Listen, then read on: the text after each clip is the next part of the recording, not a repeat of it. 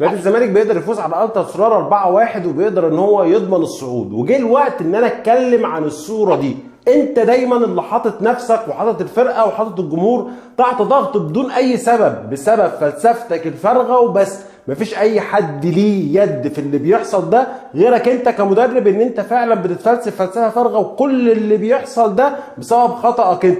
ضيعت 3 اشواط كاملين، شوطين في الذهاب وشوط هنا في العوده، بسبب فلسفتك الفارغه. انا عايز حد يقول لي امتى نادي الزمالك لعب ب2 راس حربه؟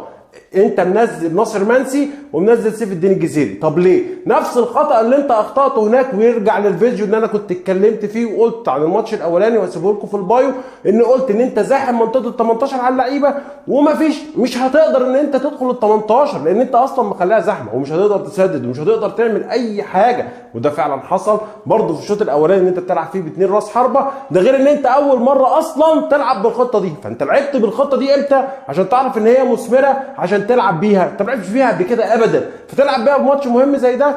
نزلت اوباما، والله قلت قبل كده اوباما هيكون هو افيد واحد في خطه اوسوريو، وان هو هيكون افضل لاعب في خطه اوسوريو، لان هو احسن لاعب بيقدر يتحرك ما بين الخطوط، بالذات الخطوط الهجوميه بشكل كويس جدا، وبيقدر يهرب من المدافعين. واهو لما نزلت اوباما قدرت توصل للمرمى، ولو لعبت راس حربه واحد قدرت توصل للمرمى. يبقى كان ايه لازمه العك اللي انت كله اللي انت بتعمله ده؟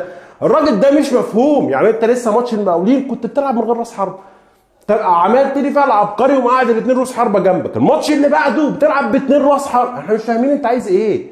ايه اللي انت بتعمله؟ كل اللي بيعمله اوسوريو ده والله فلسفه فارغه، وكل الضغط اللي محطوط على اللاعبين ده ومحطوط على النادي ومحطوط عليه هو نفسه بسبب اخطائه هو، فلسفته هو الفارغه. قلت مليون مره كنت ممكن تلعب بشكل عادي وبخطه عاديه وتحقق نتائج ايجابيه. النتائج الايجابيه دي على الاقل، على الرغم من المشاكل اللي فيها نادي الزمالك دي حاليا، هتقدر تحسن حالتك النفسيه.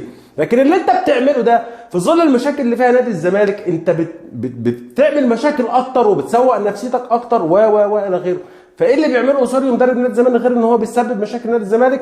انا بصراحه مش شايف، وهفضل اقول واعيد وازيد عن الراجل ده انه مش اكتر من راجل بيتفلسف فلسفه فارغه ما هواش وقتها ابدا، ولا ظروف نادي الزمالك تسمح بيها، ولا وضع نادي الزمالك يسمح بيها، ولا الجمهور هيستحمل ضغط نفسي اكتر من كده، لان مدرب قاعد بيخوض تجارب وافكار ما بتثمرش باي شيء، ودايما مضيع مني شوط واثنين وثلاثه، وضيع مننا مباراه واثنين وثلاثه. وقلت قبل كده ان اوسوريو مدرب نادي الزمالك ده مش مدرب ابدا يعتمد عليه في بطولات قاريه. الراجل ده ممكن باي فكره هبله يخرجك بره الماتش. النهارده مثلا سيف الدين الجزيري، يعني بعد ما عدلت الخطه، سيف الدين الجزيري بيقدم ماتش ولا اروع، برضه راح مخرجه وراح منزل ابراهيم نضاي. انا ابراهيم نضاي ده كل مره وكل ماتش بسال ليه ابراهيم نضاي على ارض بينزل اصلا؟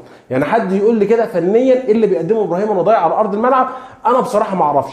ده رابع ماتش او 5 ماتش اسال نفس السؤال وما بلاقيش اجابه، والناس كلها اللي بتعترض عليا ما عندهاش اي اجابه.